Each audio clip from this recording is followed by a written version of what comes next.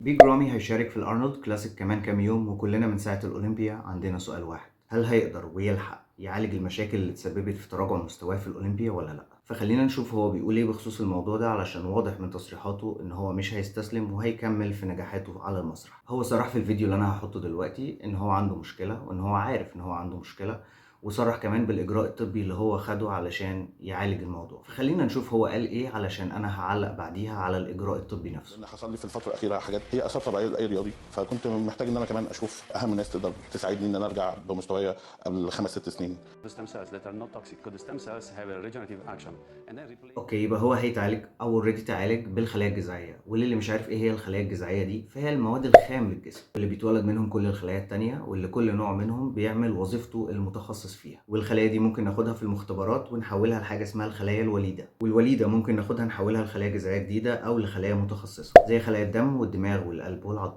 وده اللي مخلي العلماء مهتمين جدا بالخلايا الجذعيه، لان دي اللي هتخلينا نقدر نعمل خلايا جديده نبدلها بالخلايا المريضه او التالفه اللي عندنا. بس خلي بالك ان مش كل الخلايا الجذعيه اللي بيتروج لاستخدامها معتمده من هيئه الغذاء والدواء الامريكيه، ولا كل الاستخدامات اللي بيتروج لها كمان معتمده. والاجراءات اللي بيتم استخدام الخلايا الجذعيه فيها لكمال الاجسام اليومين دول برضه مش معتمده، لا هي ولا الوعود الفظيعه اللي بيتم ترويج ورا استخدامها. ولكن مش جديد ابدا على رياضه كمال الاجسام الدخول في تجارب ومجازفات. ولكن اتمنى على الاقل المواد اللي يكون اتحقن بيها بيج رامي تكون معتمده، لان في اعراض جانبيه شديده جدا للانواع الغير معتمده وقد تصل الى اورام. فمهم قوي ان احنا نفهم قبل ما نشطح بخيالنا بعيد بالنسبه للنوع ده من العلاجات، ان العلاجات دي والعلاجات اللي زيها من علاجات اخرى تتضمن برضو الهندسه الوراثيه هي دي المستقبل. هو هيكون مستقبل واعد وفيه كل حاجه ممكنه، بس احنا مش في المستقبل دلوقتي، احنا في الوقت الحالي، والعلماء لسه بيبحثوا ويجربوا، ولسه العلاجات دي مش حلول لا سحريه ولا جذريه لاغلب الحالات. طيب في حالة الإصابات بتاعت بيج رامي إيه المتوقع؟ حقيقة معرفش، أنا عن نفسي دورت وما لقيتش أي دليل قوي على إن العلاج بالخلايا الجذعية هيعمل الفرق الفظيع اللي يخليه يوصل إن هو يكسب الأرنولد كلاسيك. ولكن أنا تخميني إنها فعلا ممكن تفرق بنسبة ماكسيموم 20-25% في الإصابات اللي عنده.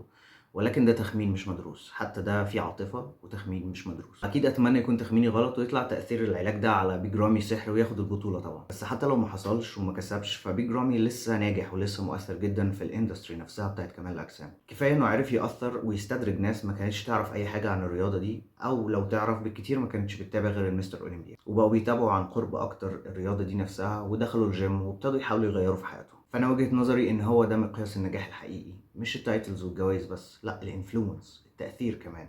وبيج رامي عامل الاتنين بشكل هايل.